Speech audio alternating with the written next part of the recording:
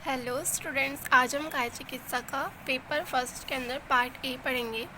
तो सबसे पहले हम टॉपिक 1 कवर करेंगे, जिसके अंदर आज हम पढ़ेंगे डेरिवेशन ऑफ द टर्म काय चिकित्सा and their definition and synonyms. इसके अलावा हम देखेंगे आज डेफिनेशन ऑफ काय चिकित्सा। तो बिना किसी देरी के हम स्टार्ट करते हैं। सबसे पहले काय की व्युत्पत्ति। काय शब्द धातु में अच प्रत्यय लगाने से जो शब्द बनता है उसे कहते हैं काय, और उसका मतलब जो शब्द उत्पन्न करता है। ये तो इसकी पहली व्युत्पत्ति हो गई। दूसरी, चीय चयनित धातु में जब घय प्रत्यय लगता है तो काय शब्द उत्पन्न होता है, जिसका मतलब होता है अन्नादि के द्वारा जिसका पोषण होता है। अब व्युत्पत्ति के समान ही इसकी निवृत्ति भी दो होती है। सबसे पहले होती है कायते शब्दायते इति काय, अर्थात जिससे शब्द की उत्पत्ति होती है उसे काय कहते हैं। हमारे शरीर में मन और हृदय दो ऐसे स्थान हैं जहाँ से शब्द की उत्पत्ति होती है। तो निवृत्ति के अनुसार काय क्या है? मन और हृदय। इसी प्रकार काय शब्द की द्वितीय निवृत्ति हो जाएगी चेते अन्नादि भी रीति काय, यानी कि अन्न आदि के द्वारा जिसका पोषण हो। अब हमारे शरीर के अंदर दो ऐसे स्थान हैं जिसका अन्न आदि के द्वारा पोषण होता है। एक तो खुद हमारा शरीर, जिसका हम अन्न खाते हैं उसका पोषण होता है, और दूसरा होता है जाठराग्नि।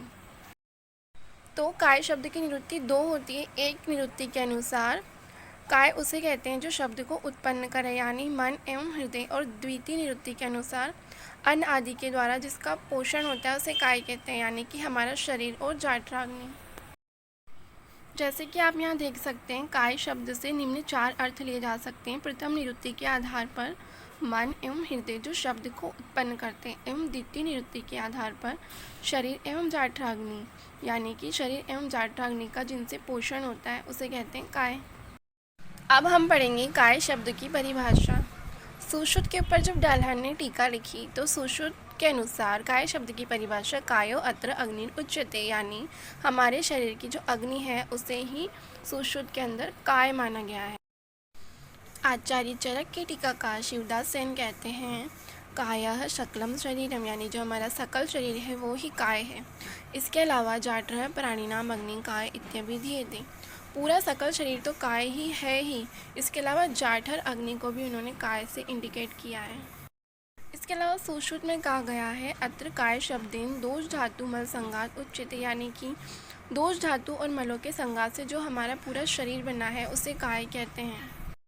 तो इनमें से कोई सी भी डेफिनेशन हम याद कर सकते हैं, जैसे कायो अत्र अग्नि उच्यते, काय सकलम शरीरम, जो भी हमको याद होगा एग्ज़ाम के पॉइंट ऑफ व्यू से वो।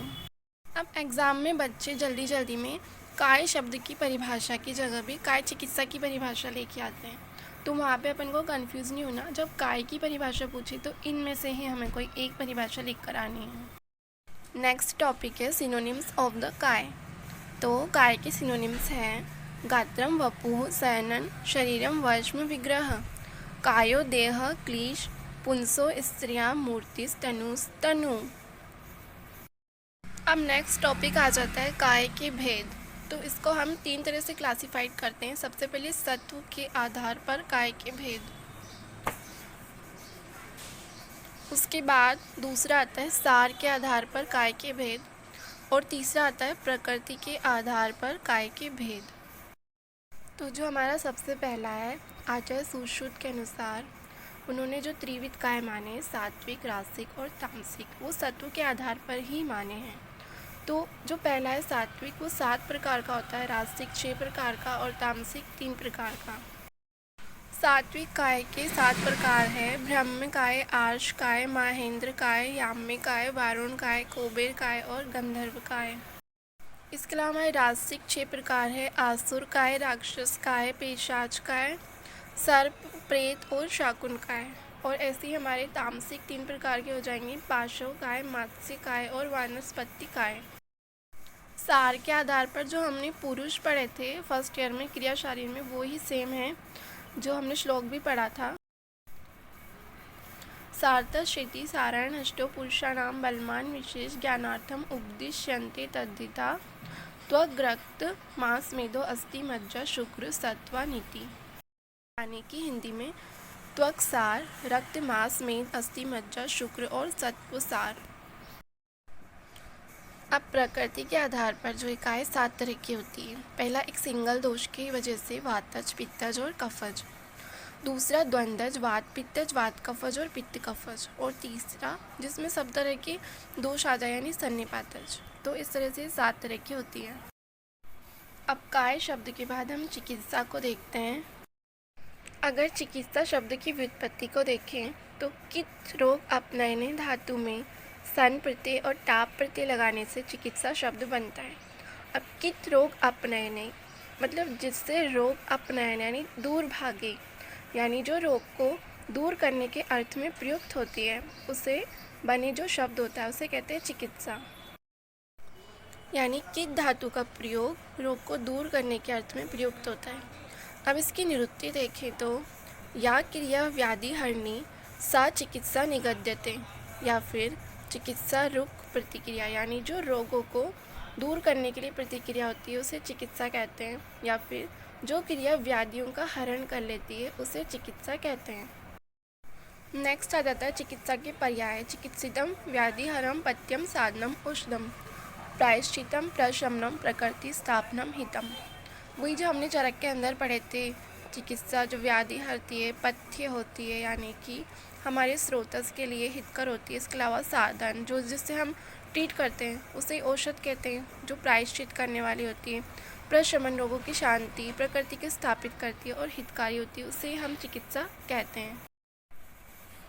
अब चिकित्सा की परिभाषा। या अभिक्रिया भी जायन्ते शरीरे धातवः समा सा चिकित्सा विकारणम कर्म तद्भिषजा स्मृतम। यानी चरक के अनुसार अगर इसकी डेफिनेशन देखें तो जिन क्रियाओं से शरीर की धातुएं सम अवस्था में आती है उसे चिकित्सा कहते हैं। या फिर भाव प्रकाश के अनुसार या क्रिया व्याधि हरणी सा चिकित्सा निगद्यते। दोष धातु मलानाम व साम्यकृत स एव रोग हृत, यानी जो व्याधि को हरे, दोष धातु मल को साम्य अवस्था में लाए और रोगों का नाश करे उसे चिकित्सा कहते हैं। अब इसके बाद हमारा लास्ट टॉपिक है आज के लिए काय चिकित्सा की परिभाषा।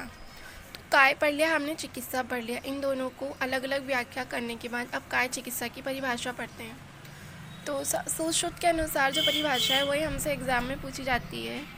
काय चिकित्सा नाम सर्वांग संशिता नाम व्याधि नाम ज्वर रक्त पित्त शोष उन्माद अपस्मार कुष्ठ मेह अतिसार आदि नाम उपशमनार्थम। यानी कि काय चिकित्सा आयुर्वेद का वह अंग है जिसमें ज्वर रक्त पित्त शोष उन्माद अपस्मार कुष्ठ प्रमेह अतिसार आदि रोगों की चिकित्सा की जाती है। तो आज के लिए इतना ही। नेक्स्ट पार्ट हम नेक्स्ट वीडियो में कवर करेंगे। अगर आपको ये वीडियो पसंद आया हो तो प्लीज़ लाइक करें एवं चैनल को सब्सक्राइब करें। तब तक के लिए ओके बाय।